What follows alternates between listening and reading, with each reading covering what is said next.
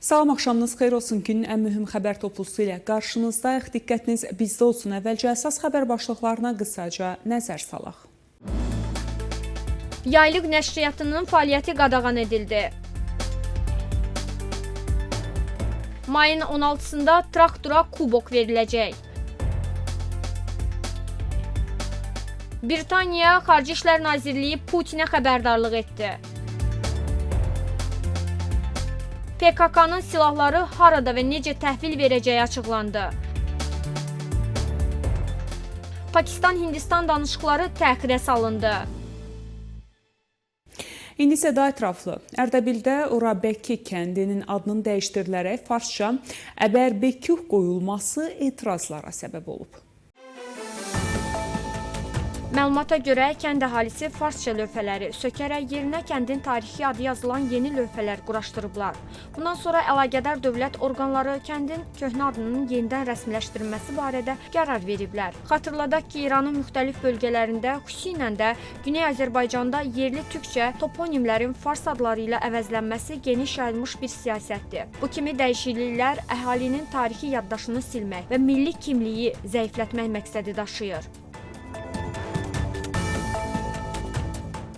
Qərbi Azərbaycan əyalətinin mərkəzi Urmuş şəhərinin həbsxanasında aclıq eyləmi keçirən Azərbaycanlı siyasi məhbus Hamid Qarauğlaninin vəziyyəti ağırlaşıb. Bildirilib ki, aprelin 11-dən aclıq edən Qarauğlaninin vəziyyəti ağırlaşdıqdan sonra xəstəxananın tibb məntəqəsinə köçürülsə də serum qəbul etməkdən imtina edib və yenidən palataya qaytarılıb. İnsan Haqları Təşkilatları həbsxanadakı mənbələrə istinadən siyasi məhbusların həyatının təhlükədə olduğunu və hər an həyatını itirə biləcəyi barədə xəbərdarlıq ediblər. 5 ilə yaxındır həbsdə saxlanılan Qarauğlani şərti azadlığa buraxılsa da barədə müraciətlərinin cavabsız qalmasına etiraz olaraq aclıq edir. O bundan əvvəl mart ayında da oxşar tələblə uzun müddətli aclıq eyləmi keçirdiyinə görə vəziyyəti ağırlaşmış və xəstəxanaya köçürülmüşdü. Qeyd edək ki, Hamid Qarauğlani 27 iyun 2020-ci ildə saxlanılıb. 28 sentyabr 2020-ci ildə Urmiya İnqilab Məhkəməsinin 2 saylı bölməsində mühakimə olunub. O, Amerika və İsrailə casusluqda, xarici media ilə əlaqədə, rəhbəri təhqir etməkdə, Qasım Süleymaninin şəklini cırmaqda günahlandırılıb. Azərbaycanlı məhbusun barəsində çıxarılan edam qərarı sonradan 14 il həbs cəzasına dəyişdirilib. Ərdəbil şəhərinin Təhlükəsizlik və Kəşfiyyat İdarəsinin təcridxanasında saxlanan Yusif Kari, Səccad Qurbani və Əhməd Seyfi adlı milli fəallar sərbəst buraxılıblar. Məlumatda bildirilir ki, Səccad Qurbani və Əhməd Seyfi yazılı iltizam verdikdən sonra sərbəst buraxılıb. Yusif Kari isə özünü günahkar hesab etməyib və iltizam imzalamaqdan imtina edib. Səccad Qurbani polis təcridxanasında döyülüb və buraxıldıqdan sonra müalicə olunur. Qeyd edək ki, adı çəkilən fəallar mayın 8-də Ərdəbilin şəraiti meydanında traktor komandasının qələbəsi ilə bağlı keçirilən şənlik eyləmində saxlanılmışdılar. Ərdəbil Təhlükəsizlik və Kəşfiyyat İdarəsi bu şəhərdə fəaliyyət göstərən Yaylıq nəşriyyatının fəaliyyətinə qadağa qoyub və nəşriyyatın ofisini bağlayıb. Bu barədə nəşriyyatın müdiri Sədullah Dünyəvi Muğanlı məlumat yayıb. O, özünün sosial media hesabında etdiyi paylaşımda nəşriyyatın bağlanmasını kinayə ilə Yaylıq nəşriyyatına hədiyyə adlandırıb. Bundan əvvəl fevral ayında həbsdə olan və məhkumluq dövrü yaşayan yazıçıların əsərlərinin çap ediləcəyi təqdirdə nəşriyyata bağlanacağı barədə xəbərdarlıq edilmişdi. Qeyd edək ki, 2009-cu ildə fəaliyyətə başlayan Yaylıq nəşriyyatı Güney Azərbaycan və Azərbaycan Respublikasının yazıçılarının əsərlərinin nəşri ilə məşğul olub. Nəşriyyat həmçinin dünya ədəbiyyatından Azərbaycan dilinə tərcümə edilən əsərləri yayımlayıb. Mayın 16-sında Təbrizin traktor komandasının İran çempionu olması ilə bağlı mərasim keçiriləcək. Bildirilib ki, kubok təqdim etmə mərasimi Təbriz təmsilçisinin Xuzistanın İstiqlal komandası ilə görüşündən sonra baş tutacaq. Qeyd edək ki, bundan əvvəl kubokun mayın 16-sında Təbrizin Səhənd stadionunda keçirilməsi planlaşdırılan mərasimdə veriləcəyi bildirilmişdi. Traktor klubunun rəhbərliyinin və komanda tərəfdarlarının israr və müraciətlərinə baxmayaraq kubokun əhvazda verilməsi qərarı alınıb. Mayın 16-sında Təbrizdə keçirilməsi nəzərdə tutulan mərasimin ləğv edilib edilməyəcəyi ilə bağlı isə açıqlama verilməyib. Buraxılışımız davam edir. Azad olunan ərazilərdə mayın 5-dən 11-nə qədər 32 tank əleyhinə mina, 45 piyadə əleyhinə mina, 274 partlamamış hərbi sursat aşkarlanıb və zərərsizləşdirilib. Bu barədə Azərbaycan Mina Təmizləmə Agentliyinin azad edilmiş ərazilərdə həyata keçirilən humanitar mina təmizləmə əməliyyatları ilə bağlı həftəlik məlumatında deyilir. Məlumata əsasən 1315,7 hektar ərazi minalardan təmizlənib. Qeyd edək ki, mina təmizləmə əməliyyatları Tərtər, Ağdərə, Kəlbəcər, Ağdam, Xocalı, Xankəndi, Şuşa, Xocavənd, Laçın, Füzuli, Cəbrayıl, Qubadlı və Zəngilan ərazisində, o cümlədən Qazax rayonunun işğaldan azad edilmiş Bağanıs, Ayrım, Aşağı, Əskipara, Xeyrimli, Qızılhacılı kəndlərində həyata keçirilib. Bugün tarixi gündür. PKK terror təşkilatı özünü buraxdığını açıqlayıb. Bu açıqlama bölgədə illərdir ki davam edən qanlı qarşıdurmaların son tapmasına ümid yaradır. Təşkilatın fəaliyyətlərini dayandırması həm Türkiyə daxilində, həm də regionda sabitlik və sülh prosesinə mühüm töhfə verə bilər. Türkiyə mətbuatına istinadən xəbər verir ki, bəyanata görə PKK Türkiyə dövlətinə qarşı apardığı hərbi və siyasi qarşıdurmanı dayandırır və mübarizəsini yalnız siyasi hüquqi vasitələrlə davam etdirməyi planlaşdırır. Bəyanatda aşağıdakı əsas bəndlər yer alıb. PKK Türkiyə qarşı hərbi və siyasi qarşıdurmanı dayandırır. Mübarizə siyasi və hüquqi yollarla davam etdiriləcək. PKK-nın dağılması ilə birlikdə bütün fəaliyyətlərinə son qoyulacaq. İraq, İran, Suriya və Türkiyə daxil olmaqla təşkilatın adından heç bir hərbi və siyasi fəaliyyət həyata keçirilməyəcək. Silahlı mübarizənin bitməsi prosesinə PKK Başkanlıq Konseyi nəzarət edəcək. Türkiyədən PKK-ya qoşulan şəxslərin təhkimindəki silahların təhvil verilməsi üçün ortaq komitə yaradılacaq. Qeyd edək ki, bu qərar PKK-nın 40 ildən artıq davam edən silahlı fəaliyyətlərinin sonu kimi qiymətləndirilir. Özünü ləğv edən PKK terror təşkilatının silahları necə təhvil verəcəyi bəlli olub. Bu barədə mənbələrə istinadla CNN Türk nəşrinin verdiyi məlumata görə silahlar BMT-nin nəzarəti altında təhvil veriləcək. Təhvil təslim prosesində beynəlxalq müşahidəçilər olacaq. Çatdırılmanın aparılacağı yerlər artıq müəyyənləşib. 3 mərhələdən ibarət plan çərçivəsində terrorçuların silahlarını təhvil verəcəyi yerlər müəyyənləşib.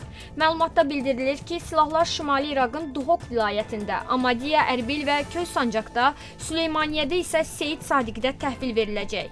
Həmçinin PKK terror təşkilatının ləğvi bəyannaməsində PKK-nın qurucuları Rıza Altun və Ali Haydar Kaytanın Türkiyə silahlı qüvvələrinin əməliyyatlarında öldürüldüyü açıqlanıb. Türkiyə mətbuatı xəbər verir ki, İcraiyyə Şurasının üzvü Ali Haydar Kayta İraqın şimalında keçirilən əməliyyatda zərərsizləşdirilib. Onun ölümü təşkilatın parçalanmasının qarşısını almaq və terrorçuların əhval-ruhiyyəsini yüksək tutmaq üçün gizli saxlanılıb. Digər qurucularından biri Rıza Altunun Türkiyə ordusunun əməliyyatlarında məhv edilməsi də etiraf olunub. Onun ölümü də uzun müddət eyni məqsədlərə görə gizli saxlanılıb. Xatırladaq ki, PKK hər iki şəxsin məhv edildiyi barədə Türkiyənin rəsmi açıqlamalarını qəbul etməmişdi. Davam edirik. Rusiya prezidenti Vladimir Putin Ukrayna ilə mümkün sülh danışıqlarında iştiraka ciddi yanaşmalıdır. Bunu Böyük Britaniya Xarici İşlər Naziri David Lammy deyib. Britaniya diplomatiyasının rəhbəri Ukrayna prezidenti Vladimir Zelenskinin danışıqlara hazır olduğunu bildirib. Lammy həmçinin qeyd edib ki, Vladimir Putinin Avropada sülhə və Ukraynada atəşkəslə bağlı danışıqlara ciddi yanaşmasının vaxtı çatıb. Putin ciddilik nümayiş etdirməsə, Avropa ölkələri Rusiyaya qarşı sanksiyaları sərtləşdirməyə hazırdır. Lammy vurğulayıb. Hindistan-Pakistan hərbi rəsmilərinin bugünə nəzərdə tutulmuş danışıqları təxirə salınıb.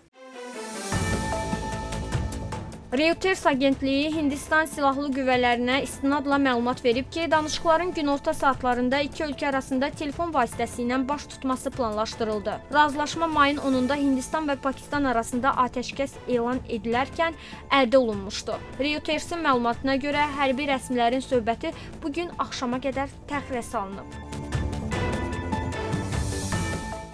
Xəbərlərimiz davam edir. İranlı millət vəkili Əli Xamneyni Amerika ilə danışıqların sanksiyaların yüngülləşdirilməsinə səbəb olmadığı təqdirdə İranın nüvə silahı doktrinasına yenidən baxmağa çağırıb. Bu barədə Nadirqulu İbrahimi bildirib. Danışıqlar sanksiyaların ləğvi ilə nəticələnərsə davam etmək olar. Əks halda biz danışıqların dayandırılmasını və rəhbərdən İranın nüvə silahı doktrinasına yenidən baxılmasını tələb edirik. İbrahim Amerika ilə danışıqlara etibar edilməməli olduğu fikrini irəli sürərək əlavə edib. Amerika əlində gül tutsa belə o bizim düşmənimizdir. İran parlamentinin müqavimət fraksiyasının üzvü, ultramühafizəkar qrupunun üzvü Qasim Ravanbəxş Amerika gəmilərinə sanksiyalar tətbiq etməyi təklif edib.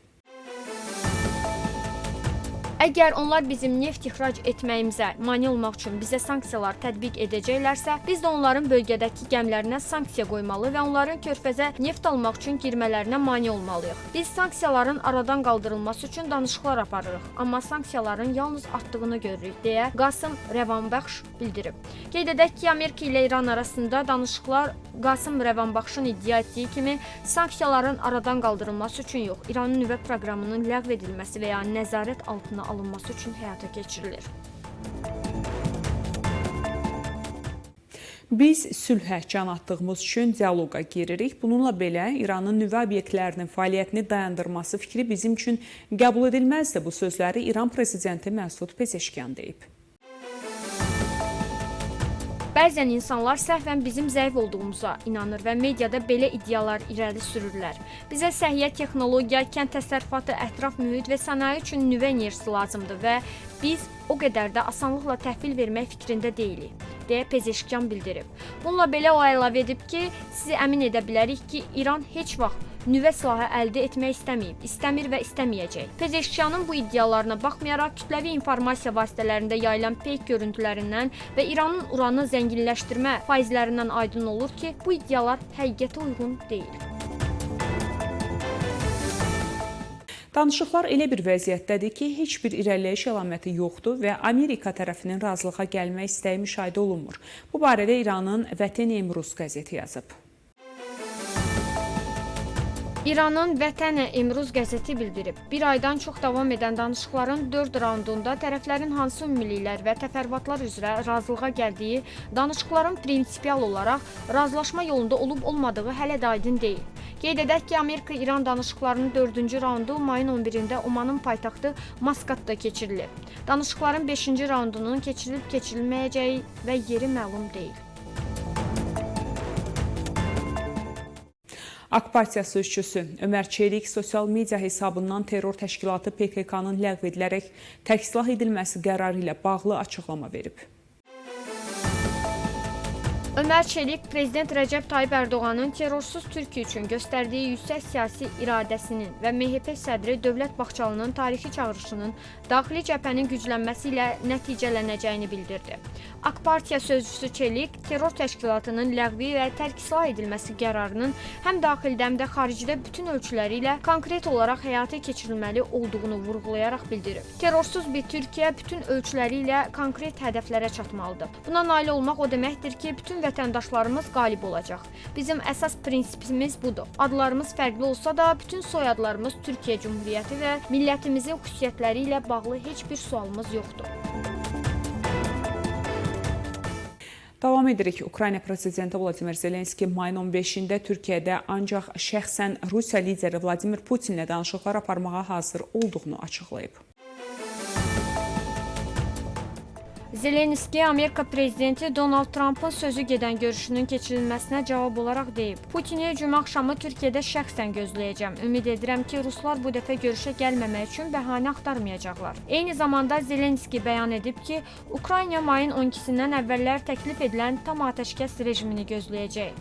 Xatırladaq ki, Rusiya prezidenti Vladimir Putin mayın 15-də İstanbulda Ukrayna ilə 2022-ci ildə kəsilmiş birbaşa danışıqları heç bir şərt olmadan bərpa etməyə təklif edib. Prezident Rəcəb Tayyip Ərdoğan Putinlə telefon danışığında Türkiyənin qalıcı həlli təmin edəcək danışıqlara ev sahibliyi etməyə hazır olduğunu, sülhə nail olmaq üçün fürsət pəncərəsinin açıldığını və hərtərəfli atəşkəsin sülh danışıqları üçün lazımi mühiti yaradacağını bildirib.